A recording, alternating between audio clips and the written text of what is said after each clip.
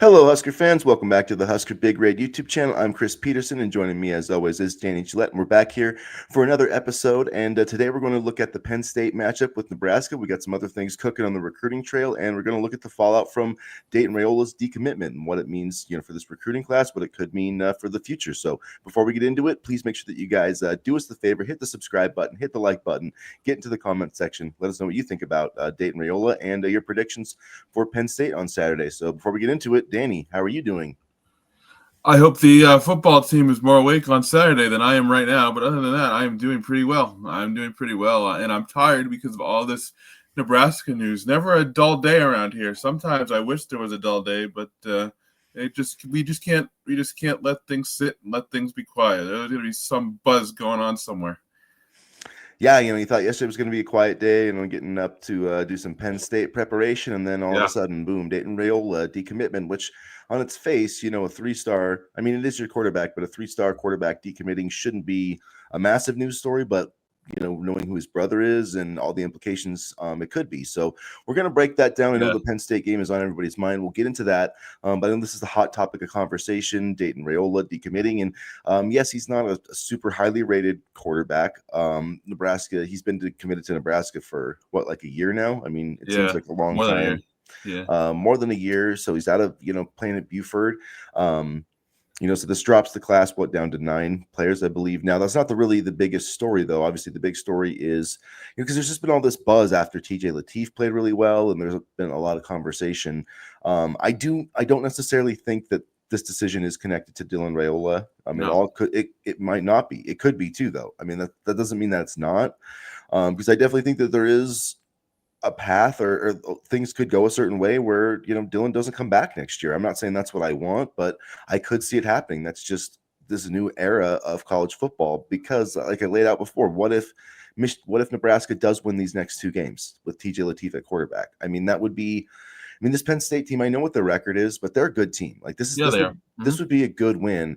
And like if he wins these next 2 games, like those are probably his best 2 wins in the Big Ten. Matt Rhule, I'm talking about, as the head coach. And if TJ Lateef does that, I mean, I would say you at least have to open up the competition, right? Yeah. Like that at least has to be, you have to go to Dylan Raiola and TJ Lateef and say, hey, like this, I want you guys here. I want to have a competition. Let's see who the best man is. Like, I think that's the best scenario. But if that happens, if you go to Dylan Raiola and you say that, like, is he going to stick around? Because there's already been a buzz, and I'm not saying I believe any of it, but yeah, he could go to Miami or somebody like that, North Carolina, anywhere. Like there's plenty of teams that are going to need quarterbacks, so he could hit the transfer portal, he could get himself paid, and he could have a guaranteed starting job. And as a guy that wants to play in the NFL, like, is it going to be, is he going to risk losing his job, sitting on the bench, having to redshirt for a year, and then doing the same thing after the 2026 seasons? I just have a hard time seeing that play out. I know people are like, let's keep both. Let's do this dual quarterback system. I just don't see that happening.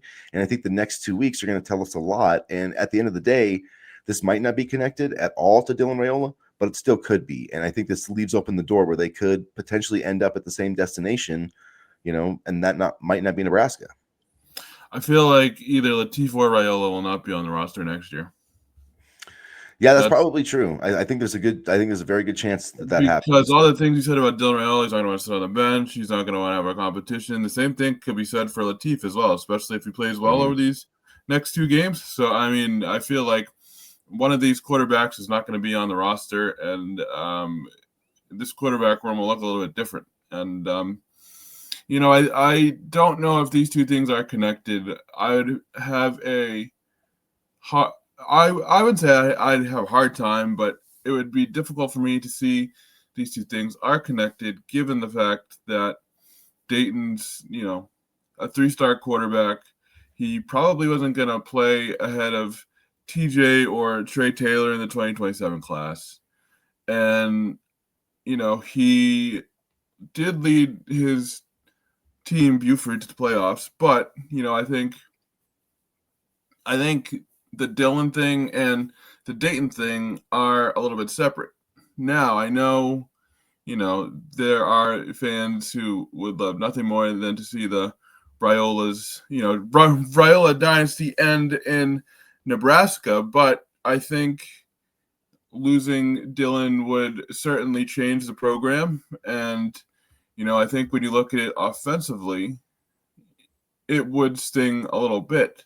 With that being said, I do think that TJ and even Trey, to some degree, are a better fit for this offense because they can move around, because they can, make things happen with their legs.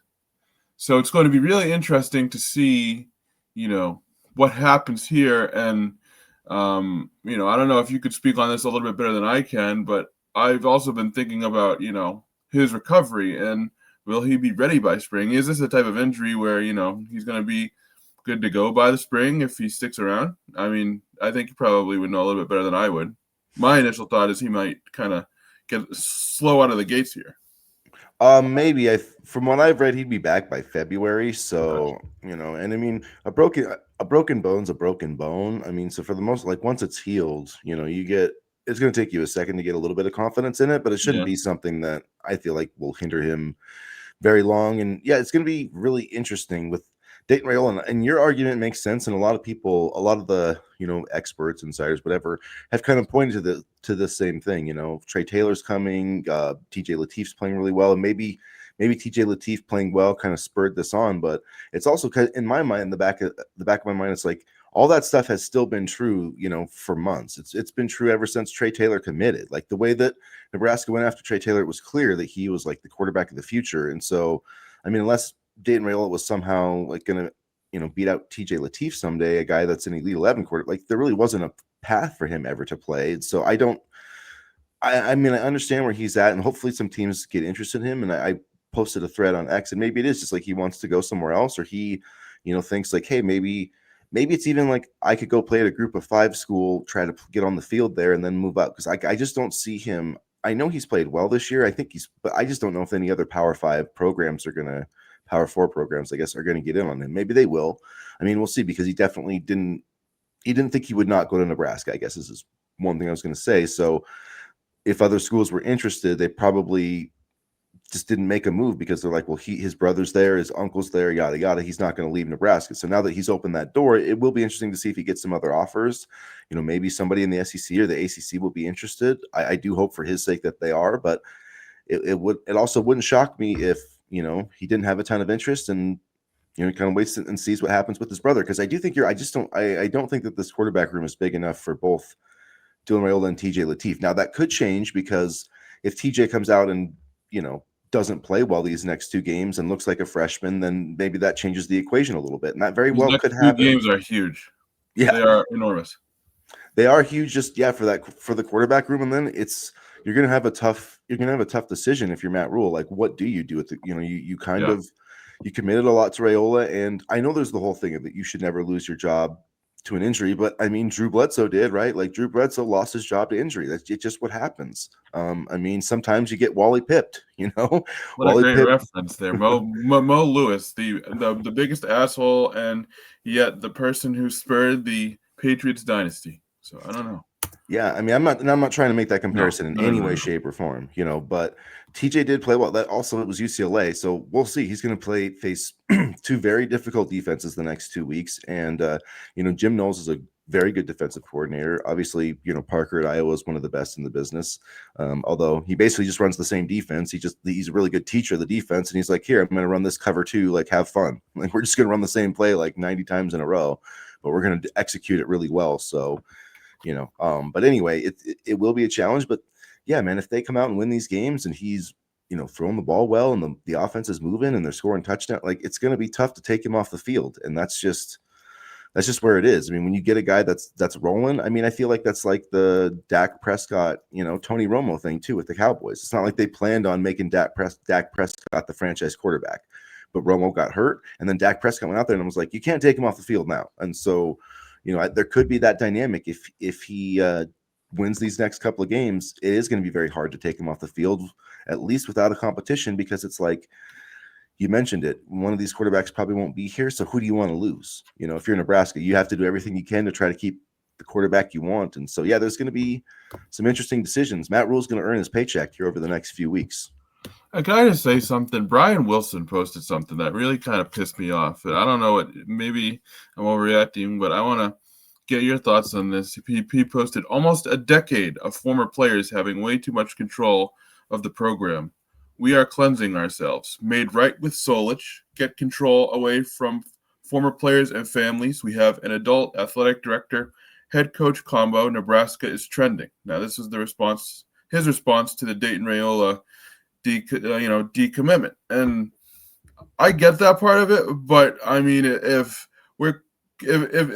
fans are happy about cleansing themselves from a family that includes an All-American as well as a quarterback that has played an integral part in 2 straight bowl appearances, like what more do we want? Like, I get the point, but it's not cleansing. I feel like, this is just an unfortunate, situation because we all wanted to see Dayton play for Nebraska, but I don't know if cleansing here is the right word at all. I get the control from former players because we saw it, honestly, with Frost and things like that, but I feel like there's a large segment of the fan base that just wants the Raiola family gone, and even, some former players do too. I feel like it's just an asinine take. Yeah, I don't really understand that line of thinking, and there's just a lot of speculation. Like, did this come from Nebraska? Was this Dayton? And we just don't know. So, I mean, it's just hard to speculate if it was like, hey, I want to play more, I want to have a chance somewhere else, or if they were like, I mean, I just have a hard time. Like, how did the situation change for Nebraska where they all of a sudden were like, hey, we don't want you anymore? Like, we don't think I don't think that it was Nebraska. I think it was Dayton Raiola. Like, I truly do. Well, I do know that Rhule went down to Georgia to watch Dayton play last week, so maybe there was a conversation had there or something like that. It was more, I don't think they can talk to him that much. I think it's just more like you can, so it's like they would Maybe he asked his basically, brother. yeah, I mean, the way those situations work out, because I cover high school sports, like Yeah. that's what I do for my day job. So the way that these situations work out is the coach will hang out on the sideline, right? And then like after the game, they'll maybe get to say like hi to him for like 2 or 3 minutes, like, when the family's there and stuff. So like, honestly, that would be kind of a dick move if Nebraska used that moment in time to be like, hey, we don't want your scholarship. And like, that just doesn't seem plausible to me. Well, to me, it wouldn't be necessarily a 2-minute sideline visit. It would be a visit with the family because you have Dominic, Dayton, right, Dylan, but like an in-house visit. You know what I mean? right, but I don't see it happening, right? Like it would not happen there. That's just my take on it. That's my experience from being on the field on those sidelines. Like it just, like, and so to me that's a phone call Zoom thing. Like I don't think you go and see the guy. I mean, maybe they were probably seeing other prospects too. I doubt they were there just for Dayton Raiola. Yeah, Like because in that, Buford's a hotbed for yeah, talent, so maybe. and even just in that area. So I don't know. It really, to me, and I could be wrong. I have no idea. I'm just speculating, like I said. But to me, it feels like a Dayton Raiola thing where he's like, I want a chance to spread my wings, and it could be connected to Dylan too. Like, who's closer to Dylan than Dayton? So if anybody is going to know that Dylan's going to be making a move, it's probably going to be Dayton. I'm not saying that it's connected at all, but maybe he sees the tea leaves and he's just kind of leaving himself open. So anyway, I do want to try to move on and talk about some Penn State stuff really quickly, though. I wanted to touch on more recruiting that we have. Some other, stuff that we can talk about like firmly is that Danny Odom was upgraded to a 5-star in the 24/7 rankings, not the composite rankings, but 24/7. They bumped him up to like 31st overall, which I think tracks. I mean, he's a big time prospect. And then Claude Puma got bumped up a little bit, and we've got quite a few visitors coming in for the Iowa game. Who's Darian that? Jones. Oh, ooh, well, that one hurts. Yeah, but I mean, sorry, I totally derailed your train of thought, but could I say something real quick? Yeah. I was just going to say they offered Odom when he was a 3-star prospect, and now he's developed all the way to a 5-star prospect. Good job by Addison Williams there in this recruitment, and I think Addison Williams deserves a raise, not only for his recruiting ability, but also for the on-field work that he's done with the secondary this year. Yeah, I really they did a great job. When they upgraded from John Butler, it was like, man, they're going to get somebody who can coach as well as him, and they've done that. Plus, he's a big recruiting asset too, like you said. Florida ties, yep. Yeah, so I just wanted to touch on the recruits that are coming in for Iowa, because I know we lost Leon Noyle, who committed to Mississippi State, I think, yesterday, and then obviously Dayton Raiola. So Nebraska is trying to add some guys in their 2026 class. We mentioned earlier, like Taylor Schaefer is an edge linebacker. He would play Jack, and he would be kind of an interesting player. 6'4", 240 pounds, like a run stuffer. He would be like so I feel like he could maybe play next year. They're going to lose Deshaun McCullough. There's going to be some other guys in the mix there, but he's somebody you could talk about, like you could see him setting the edge, right? As if they keep kind of stick with this 3-3-5 front. This next name I'm going to totally butcher, but Makai Matalau out of Upland, California. Now he's kind of interesting, 6'4", 341 pounds. Now I will say it is interesting because Nebraska does not have anybody on their current roster that's over 325 pounds. And if you look at it, they've only got, I think they have 5 offensive linemen that are 320 or heavier. Most of their linemen, in the 310, 305. So this would be an interesting pickup. 340 pounds. That's a different, that's that strikes me as someone who would be like more of a power gap scheme blocking guys as opposed to like a zone blocking guy. So, I'm wondering if this is going to be, and honestly too, we don't know if that's like accurate, 100% accurate, because recruiting weights sometimes are, so he could be like 320, but 340 is just I was like, man, I don't remember anybody on this roster being that big, but he does have. If I had to list my recruiting weight, I'd say 175 and I'd be 6'3", and things would be looking a lot better. Yeah. I don't know. But he has an impressive offer sheet: Nebraska, Illinois, Cal, Wisconsin, NC State, Boise State, Colorado, Oklahoma. So there's a bunch of schools interested in him. He'll be taking an official visit next week. He's another JUCO guy. Quade Hendricks from New Jersey. He's a UConn commitment. He's 5'11", 175, but he runs the 100-meter in 10.6. So, that sparks my interest there. And then they've got a couple cornerbacks. Assad Chapman in the 2026 class, 6'3", 185. He's taking an official visit. He's a 3-star. So Oregon's in the mix there. A bunch of other schools. So he's another guy that's going to be coming. UTSA, Miami, and then the kid from Oklahoma State, the transfer portal guy, Carrington Pierce, who hasn't played a ton for Oklahoma State, but is a really dynamic athlete, basketball player. He's entered the transfer portal already, so that's kind of a rundown. It seems like they're definitely going to try to add, a cornerback, I think, with some experience. After they're going to be, I guess, losing Sayre Wright at the very least this year. And Pierce is interesting because Nebraska wanted him during his initial recruitment process. So I'm interested to see how that goes there. Matalau, like you said, one of the bigger offensive linemen that we would have on the roster. So that's really interesting. I'd love to see where that goes there. Hendricks, really, really fast receiver. He would fit really well in this offense. He's having a great season this year, so I'll be interested to see if Nebraska can get him. That would be another big get for the wide receiver room because we are losing, Dane Key this year and depth. Isaiah Hunter is going to be a junior and things like that. So a lot of intriguing prospects. I understand that this class may be a little bit underwhelming, but this coaching staff is definitely making a push here in this final week to kind of get some additional guys in there just a couple days before signing day at that point.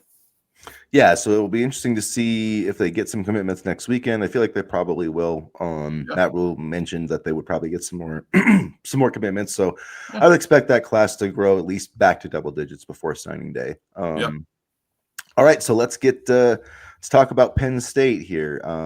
Looking at this matchup, we touched on it a little bit the other day. There's a lot of similarities between, I would say, Penn State and Nebraska. They've got a redshirt freshman quarterback, Ethan Grunkmeyer. I think that's how you say his name, but whatever. People get mad at me and it's like I don't care that much if I mispronounce the opposing quarterback. EG, good old EG. Yeah, good old EG. He is a talented recruit. He does throw the ball well, but I will say, he's been 1-3 as the starter, and the one game they won with him as the starter, he took 13 pass attempts. So I think that tells you, what this matchup's going to be. They don't want him to throw. They want to pound the rock, and it's going to be very similar because Nebraska threw it 15 times with Latif last week. So I feel like it's going to be like a competition between these two teams to see who can have their quarterback throw it less. But I don't know. Now that TJ's comfortable, like maybe they come out and sling it. I do think EJ's going to be, Emmett Johnson's going to be the focal point, but this Penn State defense will not be easy to run against.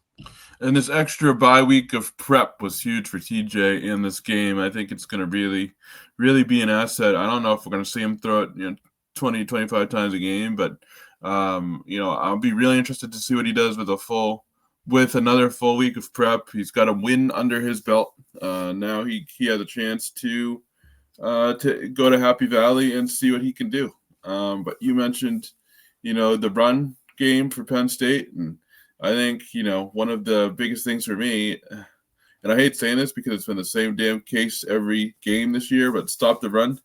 I know it's going to be hard, and I know we're probably not going to hold them to single digits, but stopping the run, again, will be important to winning this game. And I hate listing that as a key because it's been the same key every year. But, I mean, that is, I think, how we're going to be able to beat Penn State. If we can shut down the run and make Grunkmeyer throw, then I feel like that's a recipe for Nebraska success. Yeah, definitely. And we'll, you kind of previewed your biggest key there, Danny, but that's okay because it's pretty obvious what the key is for Nebraska in this game. But yeah, Grunkmeyer will be interesting to see what he can do. You mentioned Singleton, Katron Allen. He is coming off I think he had like 181 yards against Michigan State, 25 carries. So he's kind of turned into the bell cow. He's got 917 rushing yards, 5.6 an attempt. I think between the two of them, they had like 40 carries last week. So that seems like their, recipe. Matt Rhule, talking about their pass rush, so they have a ferocious pass rush. They do 22 sacks in 10 games, which, isn't like shockingly good. But, Dennis Sutton is, obviously probably a first round pick, a very early pick, I would think. I think he's also blocked like 2 or 3 punts this year. I mean, he's a very disruptive player. And hopefully they line him up against Elijah Pritchett as much as possible. Them being Penn State, I'm assuming they're probably gonna, give him a few swings at Turner Corcoran or whoever's playing the right side. So why wouldn't you? Yeah, that is that is a concerning matchup, but that's somewhere where maybe they try to use, TJ's legs, maybe try to get the zone read going and try to get them into some run actions and things like that. So it's gonna be interesting to see. The offensive line has held up pretty well. I mean, they've given up 1 sack or less, I believe, in 3 of the last 4 games. But this will definitely be the best test since Minnesota. So the offensive line, not letting TJ get killed, especially early in this game, because when you get your quarterback hit early, especially a young quarterback, like you don't want him dropping back and seeing his first read and then just taking off. That's kind of been my concern, with him, and that's your concern with any young quarterback, not just TJ Lateef. So when Matt Rhule's talking about protect and affect the quarterback, protecting the quarterback is especially important, I think, in this game, because you want TJ to settle in. He settled in very well against UCLA. They got off to a great start. And I think that, if he does that, if he even if they're not scoring points, I really don't even care that I feel like this is going to be an NFL style 2017 type of game. You know what I mean? So just settle in and don't lose the game in the first quarter. Don't get him shaken up by having, Danny Sutton come down on him hard early, and just get through, survive that first, just survive the first quarter, I guess. And I feel like Nebraska is going to have a decent shot at winning this game.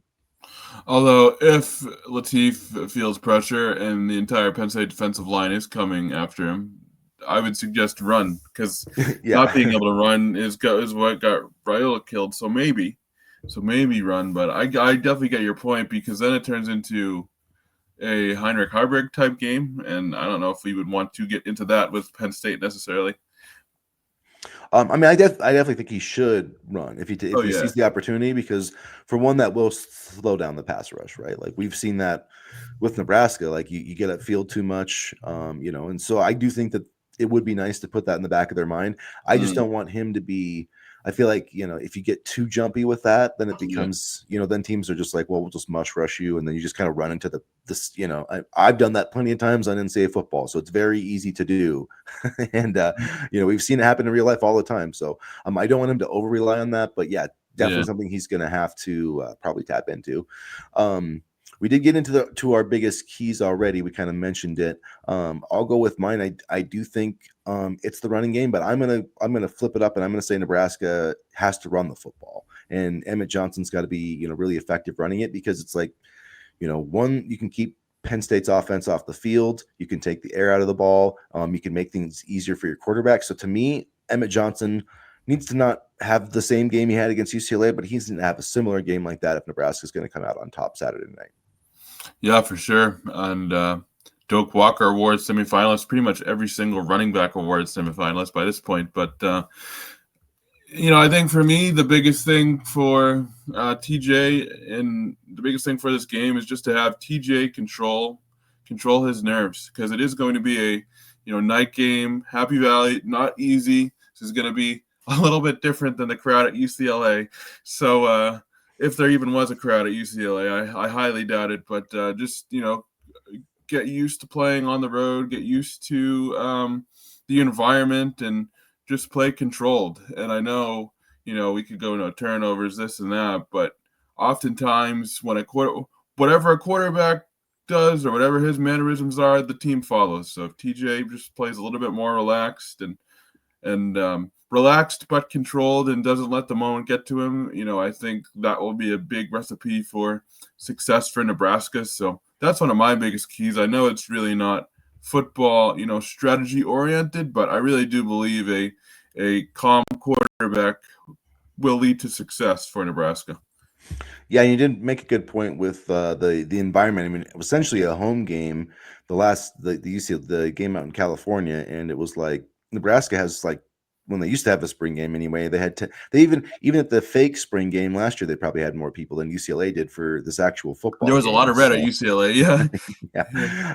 So it's going to be, it'll be a much more different challenge. And Penn State 4-6, like these guys can still make a bowl game, and I don't know how much that matters to them, but you would think these seniors that were expected to compete for a championship this year and who have in the past played for the Big Ten title last year, I mean, you'd think they would not want to go out with a losing season, and they definitely probably don't want to lose their last home game. So it's going to be a very big task, I think, to beat this Penn State squad. And they've had a tough schedule too. I mean, if they had an easier schedule, they probably would have a better record. But heck, they probably should have beat Indiana 2 or 3 weeks ago, whenever that game was. So, and that wasn't even a night game.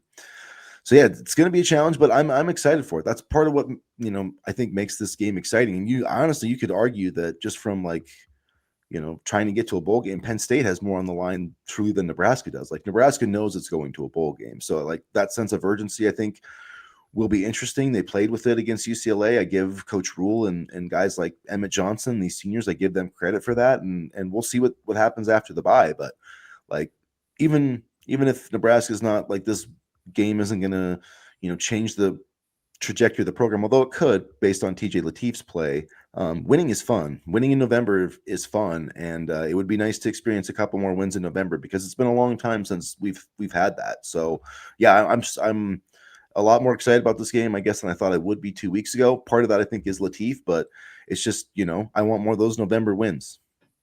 And you can sense the momentum building, even with this horrible injury and things like that. I feel like you can feel momentum building, and if they can at least win one of these next 2 games, I will put them in a solid spot heading into what should be an off season with a lot more money and a lot more exciting things. And so, and honestly, a to-do list that's not going to be that big, I think. Now they can focus on getting additional talent and things like that. And I think these next couple weeks, no matter how they turn out, there's a clear direction to this program and a clear vision of what Matt Rhule wants to do heading into the offseason. Now we know what we have a little bit more, and I think that will help us moving forward.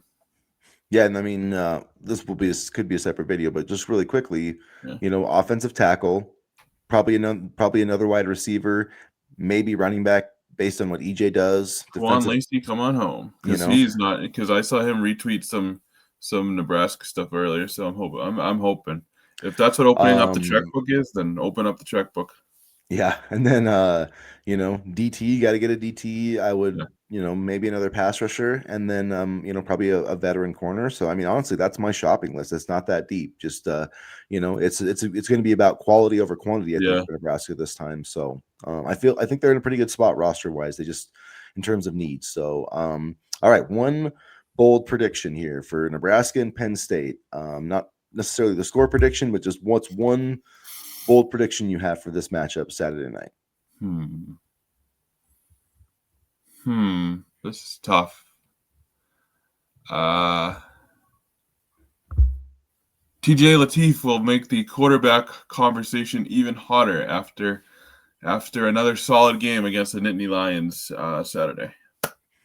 I'm going to say, so my bold prediction, I'm going to say Emmett Johnson goes over 150 total yards in this game. Okay. and he's got another 100 rushing yards. So I was pretty close. I said I can't remember what I exactly said in my preview for the UCLA game Mhm. that I wrote for HuskerBigRed.com, but I think I said he was going to have like something similar to Maryland, and he did that. So we'll see. I mean, man, he's just like when you watch him run, like he has gotten so good. Like, God, I just love watching putting on his highlights and the way he jukes people, man. Like, somebody was talking about. How can he take so many carries and not wear down? The dude does not get hit. He does Yeah. not. Like if you watch him, if you rewatch his runs, like try to watch somebody ever get like a square on like tackle on him. They don't. Like he just Mhm. like he's so hard and elusive and tough to get down. Like he really is truly like a mirror. It's crazy. Like the way that he just jives and jukes, and I mean he can turn a play blocked for 0 yards into 10. Like it's really impressive what he's doing. And he's probably not, he's probably too good to be playing in Nebraska next year. But if by some miracle they get him back, I mean, my goodness, this guy could win the Heisman Trophy. I mean, it's probably impossible because the Heisman Trophy race seems rigged, even though I actually am a Heisman voter, but it just Are you feels like, really? yeah, I am That's a so Heisman cool. voter. Yeah. It just feels like it's very difficult for, non-quarterbacks to win, even though I know a non-quarterback won last year with Travis Hunter and Genty was second, but I don't know, man. I feel like he's a special player, so I'm gonna enjoy every minute that we've got with Emmett Johnson because probably not coming back next year. For his sake, I hope he doesn't come back because running back is such a unforgiving position. One injury and your career is absolutely done. So I'd rather him accumulate those carries in the NFL. But if he does come back, A, he's going to cost a lot. B, you know, I don't know, man. With that schedule next year, his stock is so incredibly high right now. That schedule is an absolute murderer's row next year. You want to talk about opportunities to beating top 25 teams? We're gonna have it next year. We're gonna have it next year, multiple games. So, I would love to have him come back, but between the schedule and how his stock is, I'd honestly, I'd rather him go to the NFL. The Nebraska fan in me wants him to come back, but logistically, I think he should go to the league following the season. I mean, yeah, that's probably Matt Rhule said that. Like, if I was them, I'd be like, you probably should go to the league, but here's Yeah. $2 million to come back if you feel like it. So that's how I would play. That's honestly what he's probably worth. Like, he's worth north of $1 million. I mean, if we're paying the quarterback, whatever, like I definitely think, Emmett Johnson would be worth, seven figures for sure. And like his value to this team, I mean, Matt Rhule, I think summed it up when he had that press conference where he talked about his achievements for like 2 minutes. And I know Jeremiah Love or whatever is really great for Notre Dame, but like he's accounting for like 27% of their offense and Emmett's accounting for like 37% of ours or whatever it is. I can't remember what it was, the exact number, but that I hadn't heard that stat before, and that was really astounding, like how much he really has carried this offense. So anyway, let's get to our prediction against the spread. So Penn State's 9.5-point favorite the last time I checked, which again seems a little bit high, but they are playing at home. They do have a good running game. Nebraska has the poor run defense, so maybe that's kind of factoring into it. But what's your prediction for this game against the spread? Ooh, Penn State 27-21. Yeah, I'm gonna say it's tough. I really think this is a tough matchup for Nebraska. I do think that TJ Latif is gonna have some good moments. I think Emmett Yeah. Johnson will too. But yeah, I think they're gonna lose. I'm gonna say Penn State 20, Nebraska 17. I think it's gonna Okay. be low scoring. I think both teams are gonna want the clock to move quickly. So I think it's gonna be a low possession, kind of like UCLA. I mean, Nebraska only had three possessions in that first half. I think they scored on all three of them and maybe had like a kneel down or something, but it was a very short possession game. And I think we'll see something like that again Saturday. I mean, it might be 7-8 possessions and lots of Emmett Johnson carries. But yeah, I think maybe we lose on a field goal late or something. I was But I gonna think, say you're gonna have me watch them lose on a last second field goal, aren't you? yeah, it's going to be something like that. Yeah. Penn State will Nice, you know, sweet.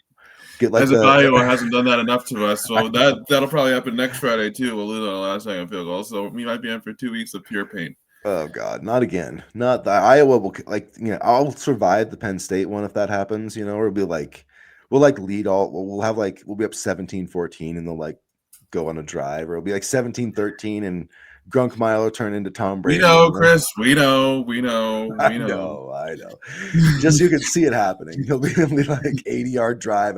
He'll have like 68 yards passing, and then on the last drive, he'll have 80. You know, like something like that. Some crazy. Katrin Allen will have a Caleb Johnson Iowa moment from last year, and he'll drag our entire defense on a 75-yard touchdown run into the end zone. After we stuff him on every other carry because God, we stuffed him like all game. Whatever. Yeah. Mm-hmm. Hopefully that does not happen on Saturday night. I'm already getting bitter about a loss that hasn't even happened. So here we go. Yep. But I do think the Huskers are going to play well. But yeah, anyway, if you we'll wrap it up there, you guys. And if you haven't already done so, please hit the like button, hit the subscribe button, get into the comments section, and as always, go Big Red. Go Big Red.